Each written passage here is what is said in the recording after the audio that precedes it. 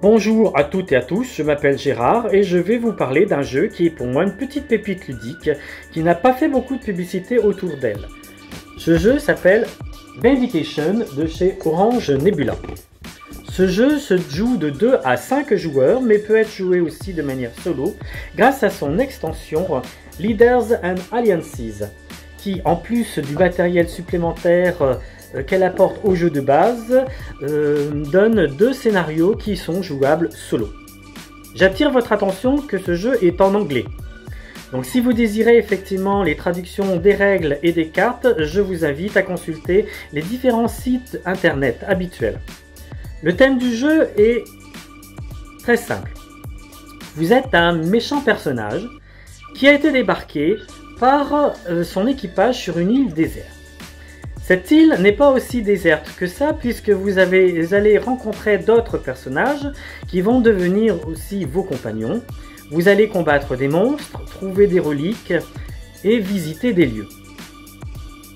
Le but, c'est de faire en sorte que votre personnage passe du côté dark au côté light et donc acquiert une certaine rédemption et retourne au sein de la société.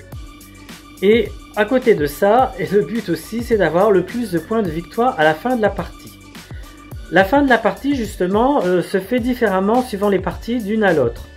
Effectivement, vous piochez au début de partie 2 cartes déclencheurs. Ces 2 cartes déclencheurs donnent les objectifs de fin de partie, c'est-à-dire les objectifs qui déclencheront que la partie s'arrête le tour suivant. Mais au fur et à mesure de la partie, les joueurs vont acquérir de nouveaux points de victoire, débloquant aussi des nouveaux paliers et donc obligeant les joueurs à piocher 2 nouvelles cartes déclencheurs et donc 2 nouveaux objectifs de fin de partie. Quoi qu'il arrive, la partie se terminera, mais de différentes manières. Donc, le but du jeu est bien sûr, à la fin de la partie, acquérir plein de points de victoire. Le matériel du jeu est de toute beauté. Effectivement, en plus du plateau de jeu qui est d'une forme particulière, de forme hexagonale, avec en son centre une île et les différentes ressources que les joueurs vont acquérir, vous avez en plus de cela des tuiles lieux, voilà, des tuiles lieux par exemple, qui sont de très bonne qualité, très bon carton, bien épais.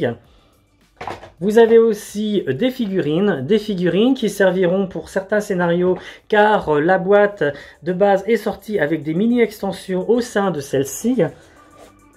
Vous avez aussi des cartes avec de très belles illustrations. Là, ce sont des cartes compagnons, mais vous avez aussi des cartes traits, des cartes reliques, des cartes familiers aussi. Vous pouvez acquérir aussi des animaux familiers.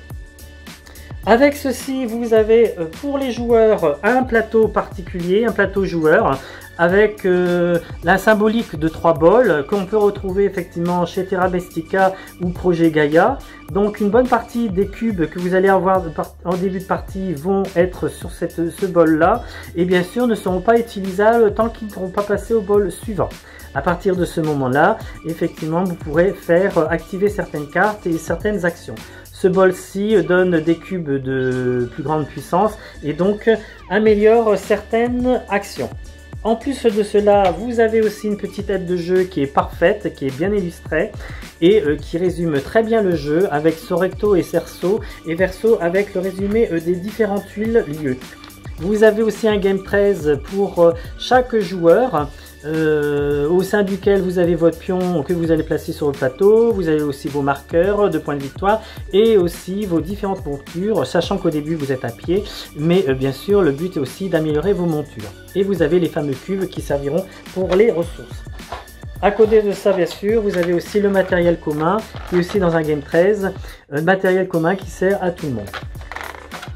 Donc, et pour terminer, votre personnage, côté dark, côté light. Donc le tour de jeu est très simple puisque pendant son tour, le joueur devra effectuer 3 actions qui sont obligatoires, à savoir activer soit son personnage, soit un compagnon bouger, donc se déplacer sur le plateau de jeu, car cela permettra effectivement de visiter, donc il y a troisième action, des nouveaux lieux, de découvrir des nouveaux lieux et de les visiter, effectuer les actions qui sont indiquées sur ceci. Au lieu de visiter, vous pouvez aussi décider de vous reposer et dans ce cas-là récupérer certains cubes. Dans les ressources, donc les ressources sont symbolisées par des cubes, mais ces cubes sont mis sur certains bols, des bols qui sont sur le plateau de jeu central, qui représentent le courage, l'inspiration, la sagesse, la connaissance, la vision et la force. Sachant que parmi ces 6 types d'attributs, 3 sont de base et les 3 autres sont des attributs avancés. Il suffira effectivement sacrifier 2 attributs de base pour acquérir un attribut avancé. Donc la fin de la partie, comme je vous ai dit, se déclenche grâce aux cartes déclencheurs que vous avez au début de la partie, mais aussi en cours, car quand vous passez certains paliers, vous devez en piocher des nouvelles et donc de nouveaux objectifs s'ouvrent à vous. Celui qui a le plus de points de victoire a gagné. Voilà pour ce qui concerne le jeu. Concernant mon avis, moi, mon avis ne change pas. Au bout de plusieurs parties et surtout beaucoup de parties solo, pour moi, ce jeu est franchement une pépite. Il est très agréable. Les règles sont simples. Effectivement, après, c'est la façon de jouer qui peut compliquer un peu les choses. Se dire, voilà, est-ce que je vais bouger avant? Je voudrais visiter ce lieu-là. Est-ce que je vais pouvoir avoir suffisamment de points de déplacement et ainsi de suite. Enfin bref, la partie, effectivement, donne un certain suspense. En plus, ne se ressemblent pas les unes les autres, puisque comme je vous ai dit, les fins de partie ne sont pas toutes les mêmes au fur et à mesure des jeux. Et en plus, comme je vous ai dit, la boîte de base regorge beaucoup de matériel et aussi des petites extensions qui permettent d'améliorer donc le jeu de base qui consiste simplement à récolter de simples points de victoire. Voilà, j'espère que cette explication vous a mis un peu l'eau à la bouche et sinon je vous souhaite une bonne journée et puis à bientôt.